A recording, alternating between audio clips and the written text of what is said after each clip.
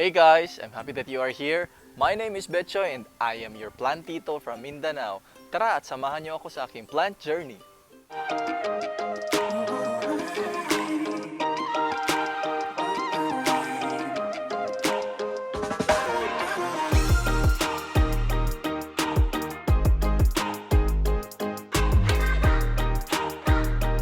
I hope you are all doing well and safe. And para doon sa mga bago lang sa ating channel, please don't forget to subscribe and pakiclick na rin ng bell notification para updated kayo sa latest videos ng BECHOY Vlog. Maliliit ba at hindi bright ang mga colors ng dahon ng iyong mga caladiums? Mahina ba ang kanilang mga growth? Maybe there's something wrong with the way you take care of your caladiums, or also known as gabi-gabi.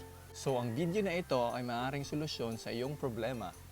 So for today's video, I will be sharing to you how I take care of my caladiums at isi-share ko rin yung mga different tricks kung paano ko na-achieve yung mga bright at malalaking leaves ng aking mga caladiums kagaya na inyong nakikita dito.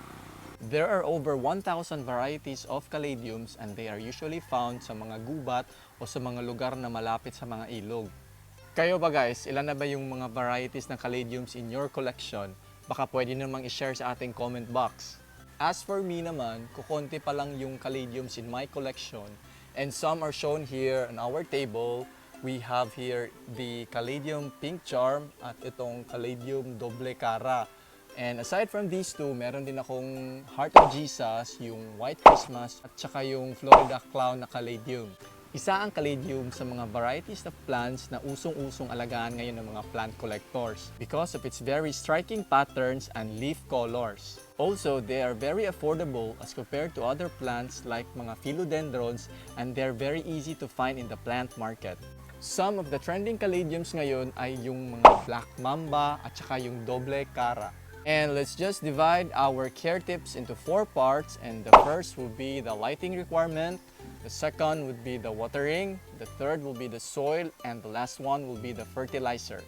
And let's start with the lighting requirement. Ang mga caladiums ay light-loving plants at gustong-gusto nila yung area na may access to direct morning sunlight. Gusto din nila yung area na may access to bright and indirect sunlight all throughout the day. In short, matatakaw talaga sila sa light. With that in mind, I do not recommend putting your caladiums indoors, or kung hindi naman talaga maiiwasan, you can place them near the windows na may access to bright light. And also, if possible, pwede nyo silang ilabas once or 2 times a week para makakuha sila ng direct morning sunlight. And as for me naman, I see to it that I place my caladiums in an area na may access to direct morning sunlight, and that's between 7 to 9 a.m. Let me just emphasize that it's direct morning sunlight between 7 to 9 a.m. And careful lang tayo kasi beyond that time span, medyo sensitive na yung mga caladiums natin kasi maninipis lang kanilang mga leaves and they are prone to sunburn na. At isa sa mga signs na nasa sunburn na ating mga caladiums ay ang pagkakaroon ng mga brown patches or yung pagkakabutas-butas ng kanilang mga dahon. So here it is guys, a classic example of a caladium na na-sunburn yung leaves niya. Last time kasi I was rearranging my plants and then unfortunately itong caladium ko is na-place ko siya sa isang lugar na may access to direct sunlight all throughout the day. So I know I'm not perfect at saka ito yung nangyari sa kanya. But I am very hopeful na makaka-recover pa ito kasi yung leaves lang naman yung na-sunburn and I'm sure yung bulbs niya is still healthy. So, balik na tayo guys sa lighting requirements ng ating mga caladiums. You will know if kulang sa light ang mga caladiums ninyo if present ang mga signs na ito sa kanila. Number 1, pale or dull ang mga color ng kanilang mga leaves. Number 2, nagiging leggy sila or nagiging mahaba. Isa kasi ito sa kanilang coping mechanism in order for them to find a good source of light. Number 3 is mabagal or slow ang kanilang growth. And number 4, they produce small or maliliit na leaves. What I really like about the caladiums is that if they get the right amount of care, mabilis sila mag-reward ng mga magagandang foliage and babies or saha. So guys, isa yun sa mga trick ko paano ko napalaki at napalago yung mga caladiums ko. Just like what you're seeing here on our table, I see to it that they have access to bright light but in a shaded area, and I also see to it na meron din silang access sa direct morning sunlight between 7 to 9 a.m. In order for our plants to produce quality and big leaves, they really need an ample source of light. Isang additional trick din na ginagawa ko is I also wipe the leaves of my caladiums at least once a week. So how do I do this? I just get a clean cloth and then babasahin ko lang siya ng konti and I gently wipe the front side and then also the back side of the leaves. And then make sure lang na dahan-dahan yung pag-wipe natin para hindi madamage yung ating mga dahon. Ano ba yung purpose ng pagwa-wipe natin ng mga leaves na ating caladiums? Well, aside from the aesthetic purpose, yung isang reason then why we need to do that is that dahil kapag malinis yung mga leaves ng ating mga caladiums, mas na-absorb nila ng mabuti ang light. It's also a way for us to remove yung mga pests na may be present sa mga leaves ng ating caladiums. And that's it for our lighting requirements. And now let's go to our watering tips. Wala akong specific na frequency in watering my caladiums. Sometimes 2 to 3 days before I water them. But before I do that, I check on the soil condition first.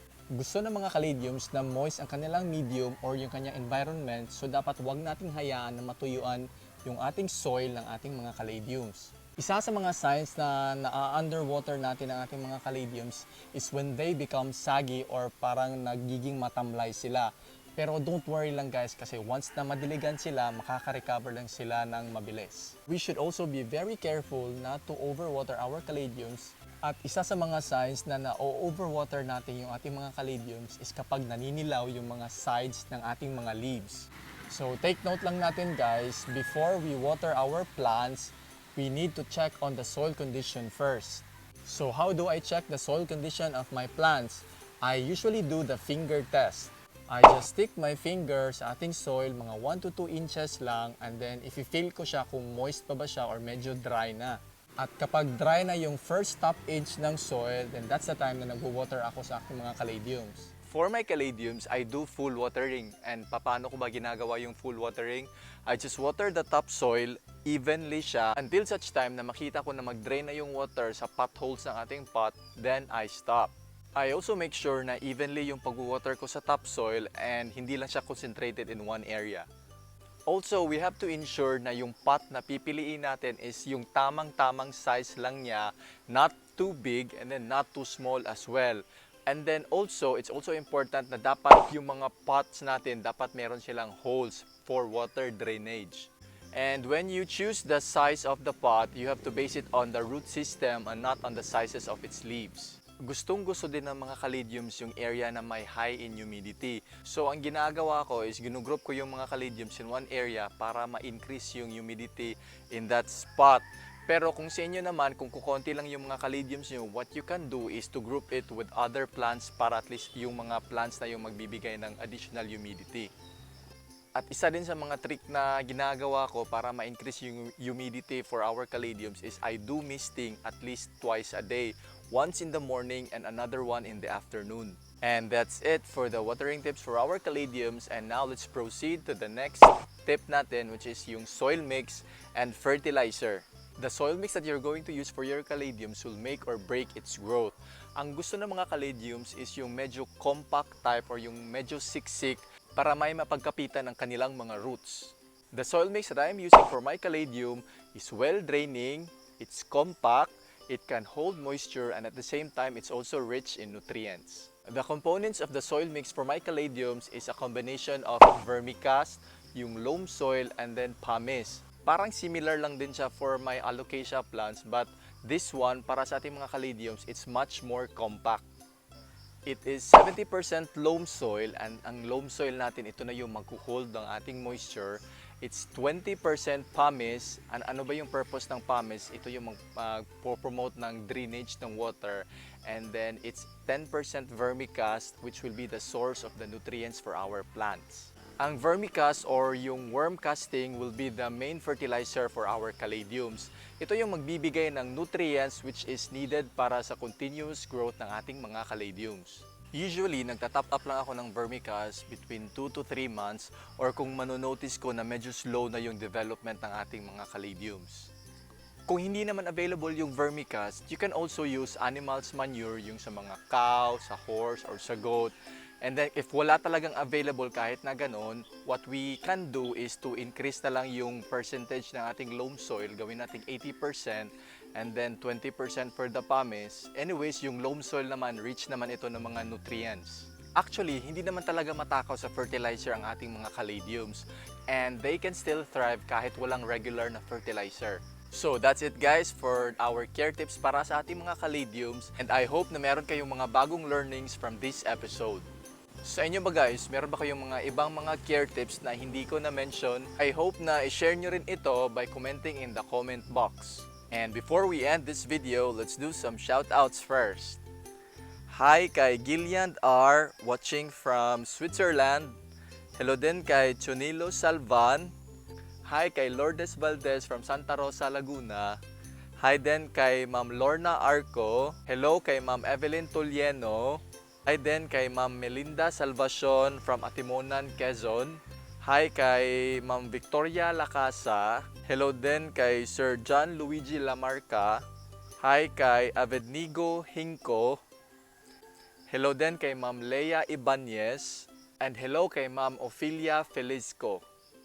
Disclaimer lang natin guys, hindi po ako isang plant expert or a botanist.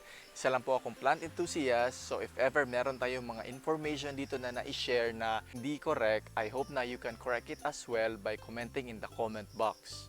Please follow me on IG and my ID is BECHOY_vlog and let's talk about plants. And if ever meron kayong mga questions, inquiries, or meron kayong mga plants na gustong ipa-ID, you can send a message sa ating IG and I will try my very best na ma-replyan yung ating mga inquiries. Please don't forget to like, share, and subscribe and pakiclick na rin ng bell notification para updated kayo sa mga latest videos ng BECHOY Vlog. Once again, this is BECHOY, your plant tito from Mindanao. Happy planting!